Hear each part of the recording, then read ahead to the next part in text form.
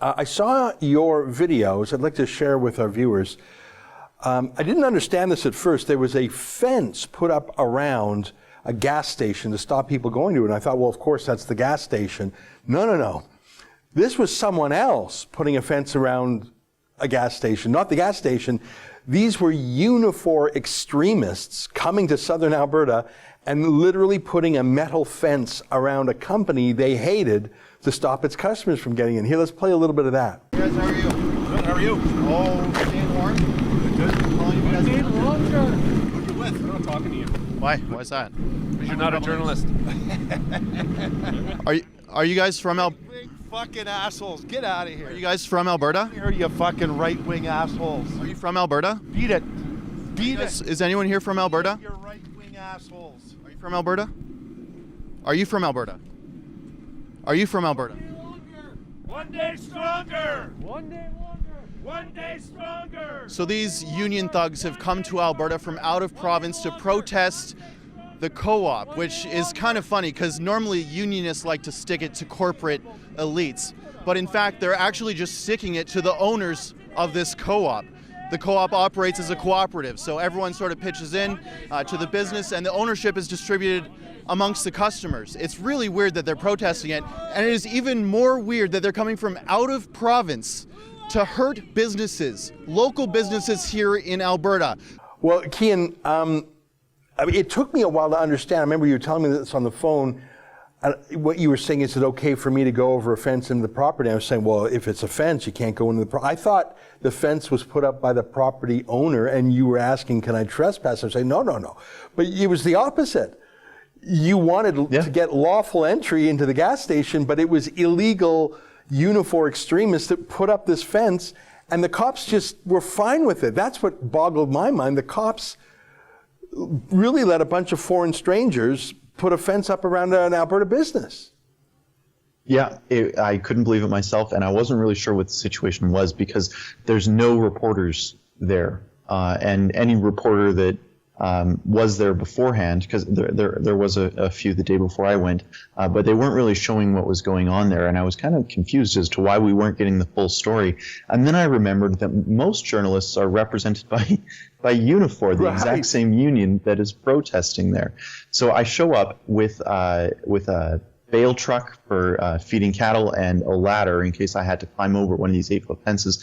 Luckily, these unionists don't know how to put up fences, so I just kind of walked through a ditch with my jerry can of fuel to make the point that those union thug tactics aren't going to work on the customers from Carseland and the greater southern Alberta area, because this specific fuel hub that Unifor is protesting at is a fuel hub where fuel comes from the Regina refinery, which is sort of the nexus point of their protest. It has nothing to do with anything in Alberta. What happens in Alberta doesn't affect the wages or working regime of these union workers. But for some reason, they've come to take out their anger on local Albertans who have nothing to do with their plight. So they've put up this 8-foot fence around the property, inhibiting trucks and vehicles from getting in. There's one co-op truck that is used it goes to the hub, fills up with fuel, and then it takes it to a local gas station somewhere in southern Alberta. There's a truck in the lineup. There's about half a dozen of them. One of them has been there waiting since Monday to fill up. And slowly but surely, gas stations in southern Alberta are going to run out of fuel, and it's going to materially hurt the businesses, be it farmers, be it small-time truckers, who just need to fill up with fuel to, we're on the cusp of calving season here. They'll need to fill up with fuel to feed their cattle and to drive to Lethbridge and whatever it is to take their kids to to hockey practice. But these union thugs, for some reason, are stopping them from doing it and taking their anger out on Albertans, and it's just not fair. The cops you talked to there, the cops who said they're going to do nothing, they're paid by taxpayers to enforce the law. They're called law enforcement officers. And if they won't enforce the law, in this case against trespass, you could even call it false imprisonment perhaps, one day someone who's in a bad situation will take the law in their own hands in a vigilante way. Now that might just be driving over this poorly erected fence to get their gas, but it could be something more. And in that case, I think that, in fact, right now the scrutiny should turn to the RCMP. Why are they standing down? It reminds me completely of when they stood by as that farm invasion robbery of 50 or 60 environmental extremists attacked a turkey farm. Well, they're doing the same, a dozen union extremists are doing the same in southern Alberta to a gas station, and the RCMP is just sitting around. It's bringing the police into disrepute. And I thought we were done with this after the turkey invasion. I think there's a problem here. Last word to you, Keean. I think you're absolutely right about that, and it actually has led to a bit of pushing and shoving between a co-op customer and a union thug. They were trying to stop his truck from getting in. They moved the fence. We actually have that video if you'd like to play it. But yeah, it's take a look.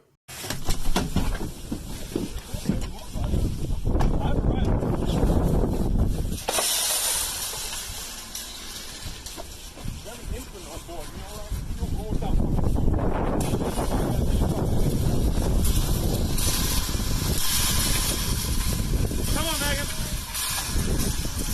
Let's go. Let's go. Let me escort you out the way, sir. Oh, whoa! Don't touch me! Don't touch me! Don't touch me! I mean, I'm not for physical assault, but I tell you, if a guy's blocking a truck and if he's a trespasser himself and he's got an illegal fence, I don't prescribe violence. I certainly don't. Not that that guy was hurt, but you can understand why a guy who needs to fill up with gas because maybe his car's going to run out of gas or needs to, whatever reason, you can understand the frustration there. And I blame the cops who are right there allowing that to happen. I'm not for violence, but I can understand it when some union boss who has no connection to the location is stopping a local community from living. Very, very frustrating. That's an excerpt from the Ezra Levant Show, which is a show I do every day.